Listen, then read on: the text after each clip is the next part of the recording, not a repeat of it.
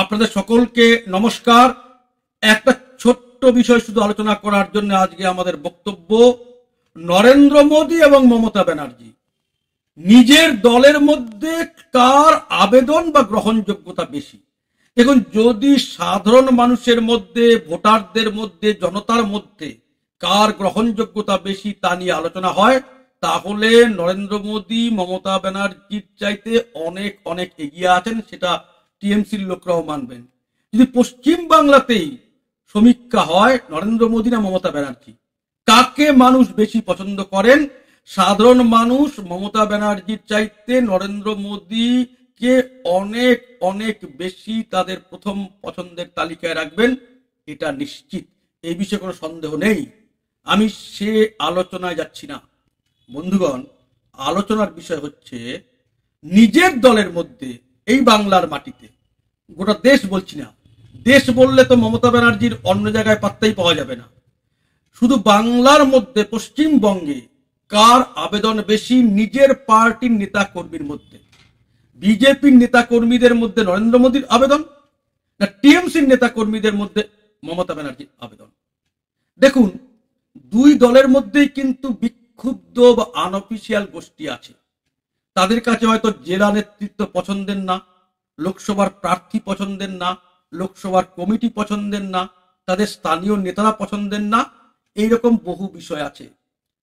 কিন্তু বিজেপির লোকদের কাছে প্রার্থীকে সব আসনে নরেন্দ্র মোদী, টিএমসির লোকদের কাছে প্রার্থীকে সব আসনে মমতা ব্যানার্জি। এবার এই যে বিক্ষুব্ধ গোষ্ঠী, টিএমসির লোকদের কাছে প্রার্থী যেই হোক তাহলে মমতা ব্যানার্জির মুখ প্রার্থী হিসেবে তারা দেখবে, কিন্তু টিএমসির বিক্ষুব্ধ গোষ্ঠীরা কিন্তু দরকারে টিএমসির ওই ব্যক্তিকে হারাবার জন্য তাদের বিরুদ্ধেও ভোট দেওয়ার জন্য তৈরি, ভোট দিচ্ছে, এরকম বহু জায়গায় আছে। টিএমসির অন্তর্দ্বন্দ্বের ফসল সরাসরি বিজেপির পক্ষে যাচ্ছে, এইরকম বহু কেন্দ্র আছে। টিএমসির নেতারা সেখানে, যেখানে বিজেপির বিশেষ প্রভাব নেই, দরজা খুলেছেন বিজেপির জন্য যে তোমরা আরামসে ভোট নিতে পারো। অর্থাৎ গোষ্ঠীদ্বন্দ্বের ফলে কিন্তু ওই লোকসভা প্রার্থীকে হারাবার জন্য যাকে ভোট দেওয়া দরকার তাকে টিএমসির লোকরা ভোট দিচ্ছে। অর্থাৎ মমতা ব্যানার্জির আবেদন থাকার পরেও, মমতা ব্যানার্জির প্রার্থী ধরে নেওয়ার পরেও কিন্তু তার প্রতি এই কাজ আসছে না। অর্থাৎ তাদের মমতা ব্যানার্জির প্রতি ভালোবাসা, তাদের লোকসভার প্রার্থীর প্রতি যে অশ্রদ্ধা বা অবিশ্বাস বা শত্রুতা, তাকে ছাড়িয়ে যেতে পারছে না।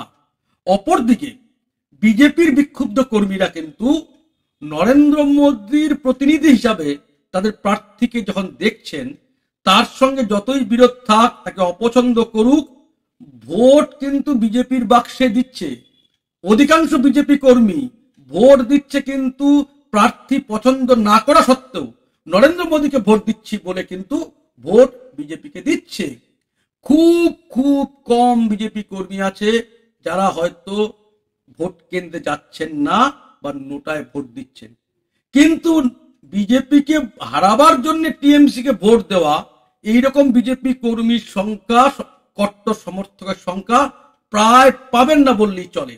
কারণ তাদের কাছে তাদের ওই প্রার্থী বা রাজ্য জেলার নেতাদের প্রতি যা বিতৃষ্ণা আছে, বিক্ষোভ আছে, তার চাইতে নরেন্দ্র মোদীর প্রতি তাদের শ্রদ্ধা, বিশ্বাস, ভালোবাসা অনেক অনেক গুণ বেশি।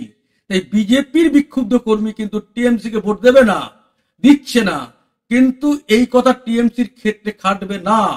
গোষ্ঠীদ্বন্দ্বের কারণে সরাসরি তারা বিজেপির সুবিধা করে দিচ্ছেন, এইরকম বহু জায়গা আছে, টিএমসি প্রার্থীরাও সেটা জানেন। অর্থাৎ নিজের দলের মধ্যে, জনগণের কথা তো বাদ দিলাম, নিজের পার্টির নেতা কর্মীর মধ্যে আবেদন বা গ্রহণযোগ্যতা মমতা ব্যানার্জির চাইতে নরেন্দ্র মোদীর অনেক বেশি। এটা ভোটিং ট্রেন থেকে পরিষ্কার। এটাই আজকে আমার বক্তব্য। সকলকে নমস্কার।